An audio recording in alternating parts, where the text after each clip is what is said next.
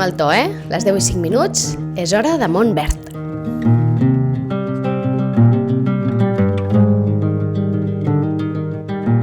One night to be confused, one night to speed up truth. We had a promise made. Edu Arnal, molt bon dia. Hola, bon dia. Bon dia i benvinguda a primavera, hem de dir, no?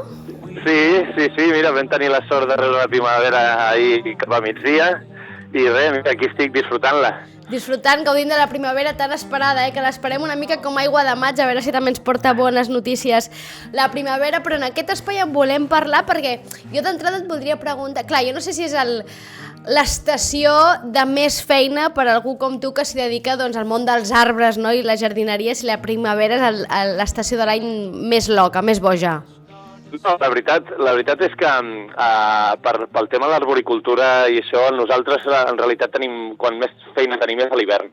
Sí que és veritat que el món de la jardineria doncs és una mica diferent. Ara sí que és quan la gent es desperta de tot el letargi de tot l'hivern i clar, el que volen és tenir els jardins a tope, a punt, nets i polits i preparats doncs per gaudir dels primers rajos de sol a Setmana Santa, no? Clar, la gent que té les segones residències, tot això. Clar, és que ens costa entendre, no entenem primavera sense flors, sense jardí florit, no? Ens costa entendre això i no sé si és que entenem que forma part de la natura, però d'alguna manera ho forcem, no, nosaltres? Sí, d'alguna manera, en especial a la zona en la que ens trobem, no? que gaudim d'aquest espècie de microclima que tenim. No? Cada cop, jo recordo quan era petit, per Setmana Santa encara plovia i feia fred i et quedaves a casa i el clima era realment molt diferent. Ara, a la Setmana Santa, veus les fotos a les xarxes socials, tothom corrent fent-se fotos a la platja, no? Gaudint dels primers dies de platja a l'any. Ha canviat molt la pel·lícula, la veritat. Llavors, bé, això també ha fet canviar molt una mica el funcionament dels jardins i de la natura i tot, evidentment. Sí, de fet, per exemple, hem vist l'eruga, ara no em sortirà el nom aquesta, la processionària, i ja l'hem començat a veure, que no surt també fins als primers rajos de sol, com les primeres pujades de temperatura no surt, ja l'hem començat a veure, també florir ametllers, no? Comencem a veure les flors, d'alguna manera és com que la primavera sembla que s'avança. Bueno, en realitat el tema i dels ametllers sí que, diguem que dels nesprers que floreixen per Nadal, més o menys a novembre-desembre, que són els primers en donar fruita al juny, els ametllers ja ho fan, això, floreixen sempre de cara a gener. El que passa que aquí fins i tot pots trobar-los fruits a la zona de Sitges a la primera setmana de gener, que és una bogeria, no? En realitat, bueno, tenen aquest cicle. Ells pots trobar-te que a ple agost estan tirant fulla ja. Vull dir que funciona una mica així. S'ha tornat tot bastant bo. Pensa que havia fet molta jardineria i de tant en tant encara en fem. Quan jo vaig fer més de 15 anys, doncs tu feies les tanques aquestes típiques d'heura, llavors tu les podaves i les podaves de cara a octubre-novembre. No les havies de tornar a podar fins ben bé a la primavera. Podies tirar-te 5 mesos, 6 mesos, poder sense haver de tornar a podar les heures. Ara això s'ha acabat, ha passat a la història. Ara això, diguem que a l'hivern, encara que sí, tornar a tallar les tanques d'heura per mantenir-les correctes pràcticament un cop al mes. Sí, ha canviat tot molt. Molt més sovint. Escolta'm, i la primavera continua sent un bon moment de poda? Sí, a veure, sí i no. Pel que fa als arbres es tocar tot l'any, si no toques més del 30% de la capçada. I l'únic moment que no és interessant tocar-los seria ara, tret de que hagis de podar alguna cosa molt concreta, no? Tocar alguna branca que molesta el pas, el que diem sempre, que s'hagi escaltat, que el que sigui. Ara, en realitat, per podar aquí, en aquesta zona, que ja està tot brotat, que els borrons estan inflats i fins i tot alguns ja han esclatat i estan en flor, no és el millor moment per podar. Ens hauríem d'esperar que un cop hagi caigut la flor, un cop s'han obert els borrons, llavors ja podem podar. Per tant, continguin-se, Ara no és hora de podar arbres. Ara no. O sigui, contenció. No es pot. Amb les plantes també passa una mica, el mateix.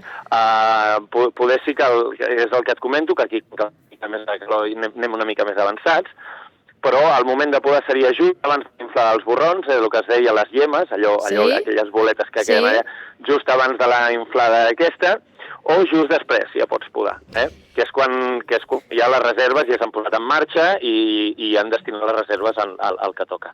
És bon moment per plantar?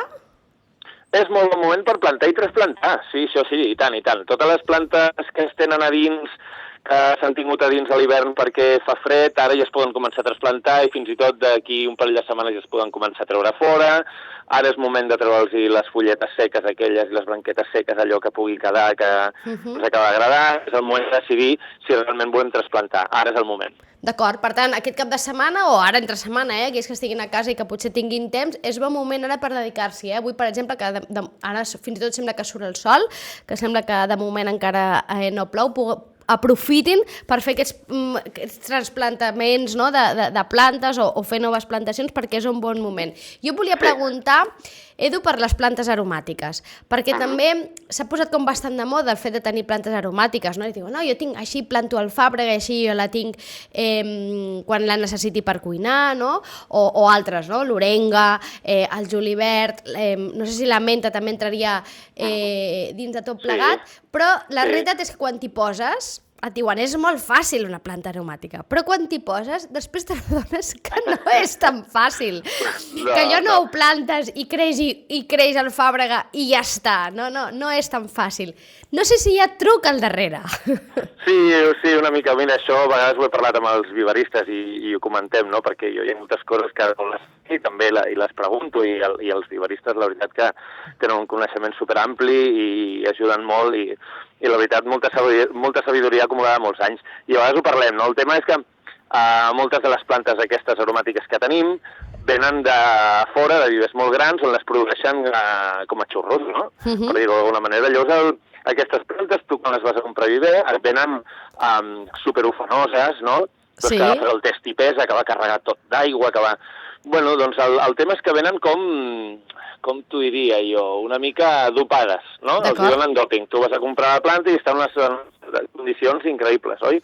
Llavors, molt les plantes, les reguen amb aigües normalment, que tot això ve de zones de regadiu, doncs venen regades amb aigua dolça, que no pas és l'aigua que fem servir aquí a l'aixeta. Les tenen en unes condicions molt, molt, molt concretes, i quan estan a punt d'explotar i de florir, que estan meravelloses, és quan te les porten, d'acord? Perquè les compris, Clar, perquè t'entri pels ulls, no? Llavors piquem, no? Llavors hi ha plantes com, per exemple, la farigola i el romaní, que tothom m'ho diu, no? Escolta, que la farigola i el romaní, cada cop que les plantes, el romaní aguanta una mica més, però la farigola és allò, en 2 setmanes... Bé, la farigola és un claríssim exemple d'això, no? És una planta de secà, que creix entre les roques aquí al Garraf, que creix de qualsevol manera, ningú els hi fa ni cas, i ara vas i ja les trobes florides, amb unes fragàncies increïbles. I llavors tu les vas a comprar i la compres al viver i té una fulla ampla, que dius, bueno, però si la farigola no té aquesta fulla, oi? Té una fulla ampla, fa una forma de bola espectacular i tal. Bueno, ve totalment dopada, no? Llavors el problema ve una mica d'aclimatació, no? Venen amb unes condicions molt específiques, fins i tot sovint a dins de vivers, i llavors agafem i les plantem on ens sembla, o agafem i les posem de cop a ple sol, o de cop les posem una mica on ens va bé, on ens agradaria tenir-la. A prop de la cuina, que és on s'acostumen a posar aquestes plantes, no? Les acostumen a posar a prop de la cuina. Sí, a l'ampit, allà a la finestra. Sí. Bé, és una mica...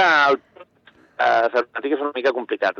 És fins i tot tenen tendència molt les aromàtiques entre elles, no? Per exemple, i tenen quantitats hídriques, la quantitat d'aigua que necessita la fàbrega no és la quantitat d'aigua que necessita la farigola o el romaní. D'acord. O la ruda, o la sàlvia, o la Maria Lluïsa. No totes saben bé a conviure, És a dir, no les podem posar una al costadet de l'altra perquè igual hi ha unes necessitats d'una que no són les necessitats de l'altra. Exacte, això és un error molt comú, no? Tant les necessitats hídriques com les de llum. En principi, les plantes aromàtiques totes les podem tenir a ple sol, però ja hi tornem a ser, és una mica el de sempre. Quan plantes unes plantes en test i el sol li dona directament al test, s'evapora de manera instantània l'aigua. S'han de regar amb una mica més de freqüència, mirar d'evitar que si ho tenim en un test petitet doncs no li doni el sol directe molta estona. D'acord. passa el mateix una mica amb el vent. De fet, el factor que més deshidrata les plantes no és el sol, sinó que és l'aire. A l'hora de plantar-les, tenir en compte, podem plantar el julivert i l'alfàbrega, que tenen necessitats hídriques bastant semblants, però en canvi, com veiem aquí, la farigola romànica en la plena muntanya, la mar de feliços, doncs llavors també aquestes també faríem un grupet, un altre grupet a part, i les podríem plantar juntes. Per tant, d'entrada ja hem fet duets, Alfàbrega i julivert, has dit? Per exemple. Alfàbrega i julivert i romaní i farigola per una altra banda. Sí. A vegades pots trobar les avinences i tal, però bueno, normalment s'apanyen bastant bé. Una altra que tinc consulta, la menta. La menta és una mala herba? Perquè és d'aquelles plantes que dius, mira, tindré menta i així podré fer uns mojitos a l'estiu, no? Per exemple. Sí. Anava a comentar, de mentes n'hi ha de diversos tipus, no? Tenim el que és la menta normal, la menta piperita, la hierbabuena, tenim aquella que la fulla acaba en punta o aquella que fa aquella fulla tan grossa arrodonida, no? Que és la que es fa servir tradicionalment pels mojitos i tot això. La menta, estamos en lo mismo, té unes necessitats hídriques molt concretes i, a més, es reprodueix per rizoma, no? Té unes arrels que van per sota terra i llavors van campant per allà, que sembla que no hi són, que, mira, aquest any se m'ha mort la menta. I de sobte apareix. Torna a sortir, sí. A més, fins que es planta de terra, la tenies en un lloc i t'apareix 3 pams més cap allà, no? Bé, la menta és una planta que s'ha de plantar a part. D'acord. En un test a part, i s'ha de tenir allà li agrada l'aigüeta i li agrada el sol. D'acord. Per tant, és important, perquè moltes vegades ajuntem totes aquestes plantes i fem aquesta cosa que ja queda clar que està mal feta, en un mateix trosset de terra, no? En un mateix cossi d'aquells llargs, posem una mica de tot, no? I diem, mira, així farem el nostre jardinet de plantes aromàtiques i allò que va ser un desastre, i el que acostuma a passar, i per això preguntava la menta, és que la menta s'ho acaba quedant tot, perquè... Acaba quedant tot, sí, i després resulta que a l'hivern, quan ve una mica de fred o floreix, per exemple, desapareix. Exacte. I et queda tot l'hivern allà un test i la gent em diu, és que la menta és una mierda, és que no... Bueno, clar, espera't, ja torna a sortir, no? Llavors, el tema és tenir una mica es planta i jo recomano que els viveristes, no? Quan vas al viver, si tens la sort que no ha tocat el noi de pràctiques a vegades, o que a vegades, o la noia, però que, vull dir, o algú que tenen allà movent trastos, sinó que pots parlar amb el viverista o amb l'enginyer que tinguin per allà, a vegades que tenen això, si tens la sort i que és tot plan. Si li convido a tothom a preguntar, ser una mica pesats i preguntar. Sí, i a més està bé perquè és veritat que és una de les plantes amb les que un moltes vegades, o algú que té com un cert interès en aquest món de la jardineria, de les plantes de plegat, diu, doncs començo per una planta aromàtica que serà fàcil, que fa pinta de que serà fàcil, perquè com que vas a la muntanya i la veus i veus la farigola allà i dius, escolta'm, si la farigola creix per aquí el Garraf sense cap mena de cura ni de res, doncs tenir-la a casa serà fàcil. I no. Pensa que són espècies diferents, sovint no és exactament la mateixa. Això passa amb l'Elprisum, que és, per exemple, ja t'ho diré, la flor de Sant Joan. Sí. Tu vas als vivers i posa curry plant, ¿vale? Això és un tema que han importat els britànics. Li posen noms de tot una mica el que els hi sembla, i llavors, com que els hi recordava l'olor del curry, li van posar curry plant. Llavors tu pots comprar la flor de Sant Joan, que no és ben bé la flor de Sant Joan, és un helicrisum. Em sembla que el que comprem és l'Italicum i el de la muntanya, no me'n recordo com es diu ara mateix. I llavors és molt semblant i tal. Aquesta varietat que han fet accepta molt millor estar en test, tenir-la en jardí, regar-la molt, i aguanta molt més, perquè la Sant Joan és molt efímera. Clar, i fins que no floreix no la veus, però si la busques la trobes, però has de conèixer molt bé la fulla, l'aspecte de la fulla i el color canvien a l'hivern, és molt més grisós a l'estiu, ara l'hivern és molt més blavosa, més petita, llavors costa trobar-la, però està tot l'any. En canvi, aquest helicrisum que et venen, el pots mantenir com retalladet i fa unes boles que les tens tot l'any fent bonic, no? Vull dir, fent unes boles així grises molt xules. I llavors això passa una mica mateix, no? L'helicrisum aquest és una planta que et demana aigüeta i això, en canvi a la muntanya, la varietat que tenim autòctona, doncs, bueno, més peleona no pot ser, no? Creix, exacte, i aquí és quan caiem en l'error i pensem que això és fàcil o serà fàcil de cultivar i de tenir a casa, i aleshores un intenta i passa això, que no és tan fàcil i que la menta s'ho acaba quedant tot, i aleshores és quan dius, què passa? Bueno, de fet, també recomano que vigileu si planteu orenga. L'orenga passa 3 quarts del mateix. Sí.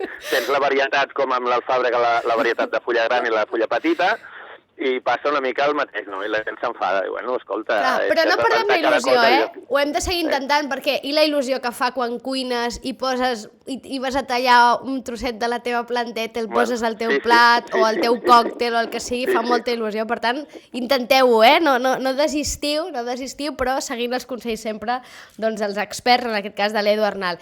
Edu, moltes gràcies. Avui et deixem amb música, perquè com que ha arribat la primavera, hem volgut recuperar una cançoneta, així que amb aquesta t'acomiadem fins la propera.